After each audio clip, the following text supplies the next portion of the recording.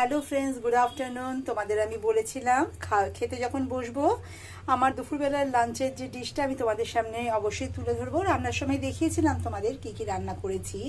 এই দেখো, ভাত নিয়েছি, গন্ধরাজ লেবু নিয়েছি, উচ্ছে সেদ্ধ, এখানে আছে ফুলকপি, তারপরে পটল, আলু, পেঁপে সব দিয়ে, টমেটো, একটু পেঁয়াজ, সামান্য পাঁচফোড়ন দিয়ে, নুন, মিষ্টি, হলুদ, জিরের গুঁড়ো দিয়ে একটা পাঁচমিশালি তরকারি।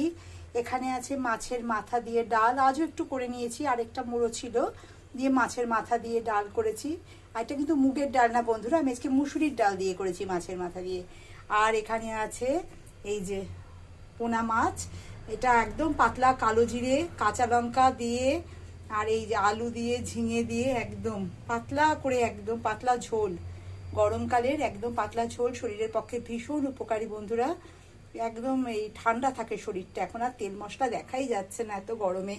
আর তার সাথে রয়েছে দই, দই কালকে খাওয়া হয়েছিল আর আজকে আছে, আজকে খেয়ে আবার নিয়ে আসা হবে বন্ধুরা। এরপরের থেকে আমি চেষ্টা করবো বাড়িতে দইটা পেতে নেওয়ার, তো হয়ে উঠছে না বলে কিনেই আনছি। এই আমার আজকে দুপুরের লাঞ্চ মেনু বন্ধুরা। তোমরা লাঞ্চে কে কি খাচ্ছ আমাকে জানিও। তোমরা সবাই ভালো থেকো, সুস্থ থেকো।